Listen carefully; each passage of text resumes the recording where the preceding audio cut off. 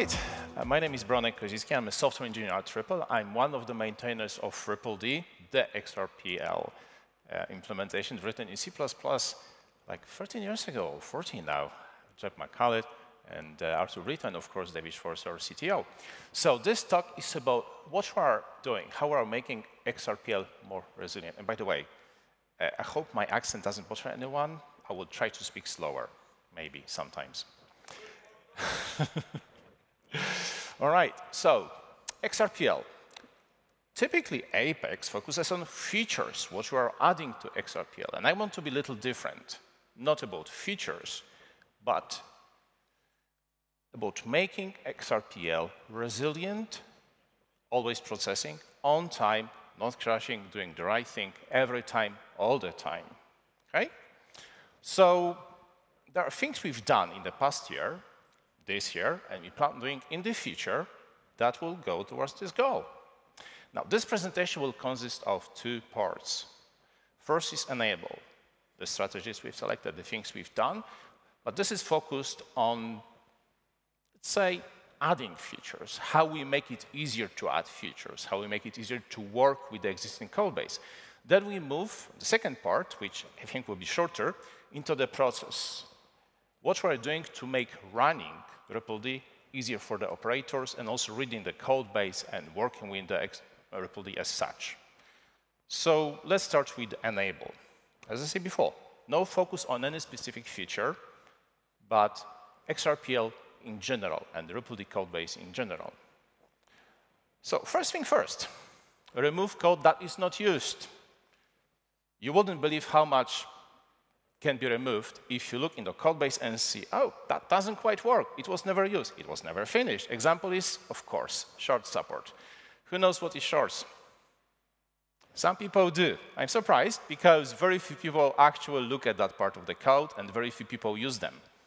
So we just cut it off, not used. 17,000 lines of code gone from code base about 300,000. So that's not a small chunk. Another thing, reporting node. It had its use, it was useful, but we have now a different project for the similar purpose, which is accessing the ledger state and reading the history of the old ledgers. That project is called Clio. You can see it here. It's used for a pretty long time, supports various backend databases, well, mostly Cassandra-like, but it works. We don't need reporting node in RippleD anymore. Another, I think, 11,000 lines of code gone, which is really nice. Simplification for everyone, especially those who work with RippleD. Now, the big thing is amendments. I know many of you know what amendments are, but there are some of you who probably don't, so I will give you a little bit of explanation. You probably know what is a feature flag. You run some application, it has some things coded in it, but it doesn't quite, you don't want the specific feature to be active yet, so you have a feature flag to enable a specific feature a little later during runtime. Amendments is a similar thing, but it's meant for a distributed system. And it's meant to ensure that every single validator, every node, agrees on a very specific ledger when the given feature will be enabled, such that they never go out of sync. And they at all times agree as to the state of the ledger and the state of transactions executed. Now, amendments, once they are added to the ledger, they kind of stay in the code base for a very long time. We want them to, well, we understand that there might be other networks, not just the mainnet that you normally work with, but there might be other networks, there might be forks, other code bases, where maybe amendment is not the right thing to do. So we want to give them about 2 years of time to do something about this. But after that time, we will look to disable execution paths where the amendment is not active. Or there might be amendment that was actually never activated, in which case we would remove the execution paths that will require this amendment to be active. We have done some work in the past through removing old amendments. We will continue doing that work in the future. Interestingly enough, last year we actually haven't done anything about removing old amendments. Here's a little peek into what an amendment code may look like. So for example, here we have this amendment that was voted 4 years ago almost for amount canonicalization. You can see there is a little bit of example of the code. You don't really need to do that. You can just see that there is a block of code. And some parts of this block are actually necessary and don't execute anymore. Or maybe the if isn't necessary anymore. There is another amendment here. And again, you will see there is a return instruction here, right in the line, I don't know, 84, something like that. And anything below that return actually doesn't execute anymore because it's dead code, because that amendment's been active for almost 2 years now. So among the things we will do, we'll be just removing those chunks of dead code. The list of amendments that will receive this treatment is actually pretty long. What that means, there's going to be a series of changes in the reported code base which will just cut off all of this craft that we don't need. I'm not promising when we will do this because we kind of have our hands full with other things, also reviewing incoming PRs, but this is the strategy. This will be done, this been done before, and this will be done in the future. Another thing, continuous testing. Hooray, who loves unit tests? Just me? No, can't be. Anyways, last year we have attached CodeCov to our repo. CodeCov is currently attaching comments like you see on the screen here to every PR, and that's telling us what's the unit test coverage of the change in question. It also enforces that it never falls below certain level. That is actually pretty low, and the reason for that is it's all code-based. Not everything is testable. We understand that. There is also an overall state of the code-based unit test coverage that you can see with the CodeCov. And there is also an ability to create unit test coverage on your own computer using the target code coverage. And how to do that is in the build.md file that you will find in the repo. I think not many people use that ability. It will be good if more people use that ability, because when you create a PR, want to make change in the PullD, then you can see if it has actually a chance of passing through the review process. Because if you don't have unit tests, then I'm sorry, we're not taking that. OK.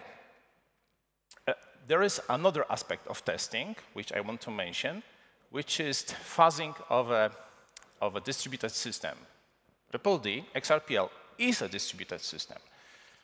And we use a very specific tool that I will mention here called Antithesis, which is a fully deterministic, autonomous fuzzing system for distributed systems.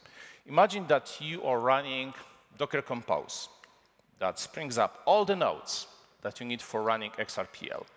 Imagine that you feed that Docker Compose with a series of transactions and maybe some interesting behavioral changes, like maybe, I don't know, emulation of a drop network connection, or maybe very specific scheduling of threads in some process. You may arrive at very surprising results. And in fact, we did. Thanks to Antithesis, we found a bug which would cause a crash of one node when the other node exited or crashed or disconnected. That was a very interesting bug. You can find more details in the PR shown on the screen, 5071. I call that Heisenberg bug because it was very specific, tied to the timing of threads on the node that is actually crashing. You can see what the fixed version looks like. And if you know C++, you might figure out what that problem is, or maybe not, but I will refer you to the PR that is shown on the screen here. Another thing, unnecessary asserts. So we put asserts in code when we think given condition must not happen or will never happen. Turns out conditions we thought impossible actually are possible. Antithesis and the fuzzing helps us to find those conditions and maybe remove an assert that just turns out to be simply distraction and not actual problem. That happened on 2 occasions already. You can see numbers of the PR in questions here. Another thing, misleading error messages. You can see a message that causes you alert, like maybe a deadlock, which in fact is not a deadlock, it's just a resource starvation. And here's an example of the PR when we did fix that. Another thing that we're looking for, because again, this is a fuzzing of a distributed system, not just a single node, is looking for conditions that may cause network to stall or do something else. We have some success finding these conditions. I will not comment more on that because this is still a work in progress, but this is a really interesting thing. And of course, as we produce transactions for such isolated network, there is a need for the source of transactions, right? The transactions must come from somewhere. So we have written first for a private use, then made it public, a Python script, which we put in the RippleD workload, which is basically meant to both create configuration that you can spring up with Docker Compose and also run Python code that creates transactions, continuous stream of transactions on that isolated ledger. You might want to play with that if you want to play with XRPL and want to have your own isolated XRPL network. Funny thing, we base all of this on the C assert that you all maybe know and love.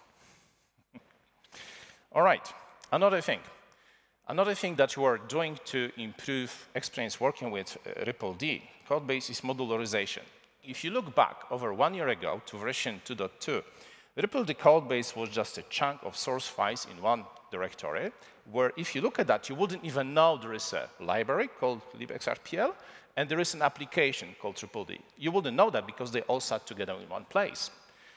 This has been improved in last year, and we no longer have this that everything can depend on anything at any time. But we still do have all unit tests in the main application, the RippleD application, which is something we really want to fix.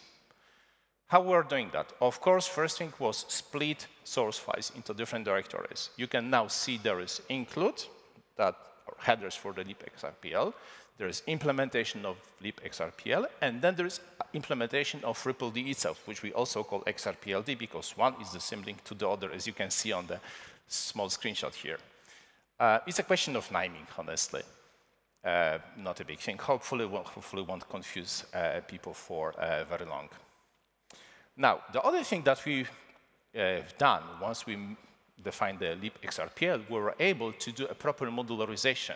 Within libxrpl, we can define certain layers or parts of the library that can depend on each other and how they can depend on each other. So this is now explicit thanks to change in PR 5111. And if you want to read it, you are very much welcome to see that particular PR. Now we are also working on moving unit tests away from RippleD to like proper unit tests written with a proper unit test framework. In our case, I think that's doctest. And this is still open PR. There's still some work to be done here. But this is the direction we want to go. In the same direction, we'll be moving more and more chunks of code from RippleD or XRPLD to libxrpl and also include. This will happen in stages. It will be like repetitive process moving things around. But this is something we want to do. This is the strategy. And the purpose of that is slim down the RippleD sources and also remove unit tests away from RippleD and put them into a proper unit test binaries. Now, process. Process is about running RippleD. This, I think, will interest most operators. And of course, not everyone understands maybe how much memory RippleD needs to take. Not everyone maybe is bothered by the amount of data it needs to send across the network when it needs to sync the node with the other nodes. But this is something that operators are bothered and something that we really want to improve. And there is, of course, a simple consideration about the CPU usage when you run a transaction, how many transactions you can run, etc. And there is another concern, which is that you have more and more transaction types.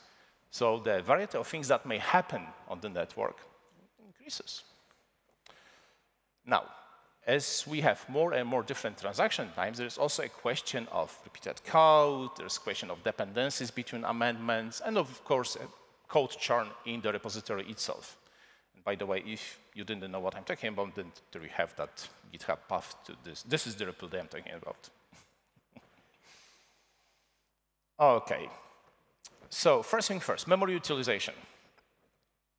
So one of our colleagues, for a pretty long time, we actually had to change it to a different PR, the same change, because that's how long the change was in being worked on, was the change to change how we use pointers in SHAMAP, which is the data structure is internal in RippleD for caching of data, internal ledger data. So that's been changed to switch from the sharp pointers to intrusive pointers. We thought that change is actually kind of risky because it involves plenty of log-free code and really tricky memory operations. Turns out it was actually very well done. We fast tested it with Antithesis, which really helped us to gain confidence that this change will work. It's been released in RippleD 2.4.0, and we haven't heard of this causing any problems to anyone. There might have been some problems with RippleD, but not caused by this particular change. So we're quite happy with this. It did cut down memory utilization by about 10, maybe 15%, but there are still more things to do. Those things are related to tag cache. Tag cache is a part of RippleD, which allows parts of the program to look up objects on the ledger or look up transactions based on the SHA of the given object or the transaction.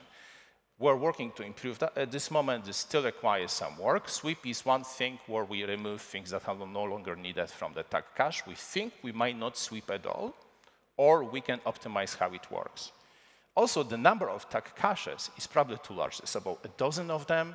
The more of them we have, the higher chance that some object is in memory when it's no longer actually needed, so consumes memory unnecessarily. So we're going to work on this as well. And the big one, as I mentioned earlier, there is a necessity to sync RippleD node with the other nodes as it starts up. The reason being, obviously, how fast the transactions move in the ledger, meaning that when you start your node, the database it has on this is always obsolete. So it always has to sync. We want to improve how this protocol works by removing the need to synchronize ledger objects and replace that with just the minimum of ledger objects, synchronize transactions instead. That is very much work in progress. We are not yet announcing that this will happen, but we're working on it. Now, time to process transactions. This actually refers not as much to how much CPU cycles you need to do the transaction, and more to the need to content between threads to access the data. Job queue is the tool that we use for accessing the data. There is probably too much locking happening. We're trying to optimize that, and hopefully things will improve. There is also very often repeated looks up to the same data within the tag cache. We're trying to optimize that as well, and maybe to remove that need in some cases. I will get back to that later. And there is, of course, minimize remove tag cache, which turns out I already just mentioned, but in the different context. So aside from unnecessarily using memory, tag cache sweep also causes contention between threads, slowing down everything. So we think we might speed up RippleD a little bit by maybe removing sweep or optimizing how it does locking. And there is other things that may cause thread contention within RippleD, and yes, we're working on it. Now, this is almost the last part of the presentation. There will be a little bit more next about UNLs, but first, a little bit, when you ever work with RippleD and want to implement a new feature, what do you do? Of course, you will probably want to add a feature to the features macro. That used to be called something else. It was header. Now it's a file that doesn't have any specific semantics. You will want to add transaction, maybe, or modify existing transactions, and you will probably want to either change or modify ledger entries, which is objects on the ledger. And as you do so, you will find that there is plenty of code repetition. The same thing done over and over in every single transaction looks very similar. So what we do about that? We do small refactoring, sometimes drive-by, like in this PR that's mentioned here, 50 to 70. Sometimes there will be refactorings that are specifically intended to modify the transactor and the short parts between transactions. There is also question of dependencies between amendments. You can see example here before the refactoring in 50 to 70 from the other PR, 50 to 24, which is the vault. How we manage dependency where a vault requires MP tokens, but if you also use domain ID, it also requires permission domain to be enabled. So those checks look something like that. And now they actually will be moved to the part you see here, which is get flags mask. So this is interesting part here, which also reminds me, when you write a feature or new code for RippleD, be prepared to have to accommodate refactorings that happened in the meantime and try to catch up, because it might be a bit of a task, to be honest. Which brings me to the last part here, talking about working with features, which is obviously the code churn. We are very aware that working with such fast-changing code base can be difficult. We think the right approach is to try to minimize the size of PRs. This is really a tricky thing, to be honest, because we really do not want to merge things that are totally incomplete. But sometimes we cannot say that this is totally done either. So example, Volt is at this moment set as a supported node. It's an amendment you cannot vote on, even though I think it is fully completed. The reason? Because there are other changes that I want to put in the ledger under the same amendment. That's a strategy that we will take in the future to ensure that the PRs are not growing too big or not staying in GitHub for too long. So you will see supported : no in the code base occasionally. That will happen, and the reason for that is keeping the PRs slightly smaller. Finally, repeated object lookup. I mentioned that before. We have some ideas for RippleD transactor refactoring, where the stages of processing that are done within the transaction can actually persist the data and refer to the data in the next stage of transaction processing, maybe using things like expected. But this is topic for future refactorings. We are not doing anything like that yet. We are considering doing something like that. We'll probably follow the principles of functional programming here, which is a very new thing in C++, which is another thing I'm personally very engaged in, but this is outside of this topic. The last thing, UNL security. Currently, we have 2 UNL publishers, and we would like to have more. Since 2.4.0, we can.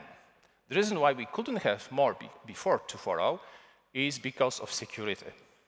The way that every node builds its own internal list of nodes to connect to used to be by building a union of all the nodes that you see from the publisher. With version 2.4.0, we've changed that. It is no longer a union unless you only have 2 lists, which we currently do. We need more. When we have more UNL lists, UNL publishers, then that becomes instead of union, becomes intersection. We have effectively N out of M signature style UNL list. I think this will be very exciting, but first we really need to have more UNL publishers for this to actually work. Now, the last thing here, we're very close to the end. I don't know how many of you know there is a statsd in RippleD. Well, 2. OK, cool. So this is part of the code base that isn't actually used much at all. And for some point, we actually thought, shall we remove it? Maybe not. People might be using it. So instead, we are planning to make it more useful. Currently, RippleD has different means of providing you with metrics. There is perf logs, and there is statsd, and there is actual logs. The work hasn't yet started. It's something we've been planning for a long time, and we have a little bit of difficulties prioritizing over future-focused work. But it's something we'll eventually want to do, make statsd actually useful in RippleD. And then, of course, log collection with Grafana. Those of you who are operators are maybe aware that there are problems, or maybe aware that we as Ripple would like to be able to fix those problems, but we need to have access to logs to fix that. That's a separate conversation, maybe, who may provide us with the logs, but we are really trying to get access to those logs such that your privacy isn't compromised, but also we have enough data to tell and find what the problem is. Now, this is all I have here. You can find me on Mattermost. You can find me on GitHub. I don't think we have time for questions and answers here. So, yeah, that's it. Thank you very much.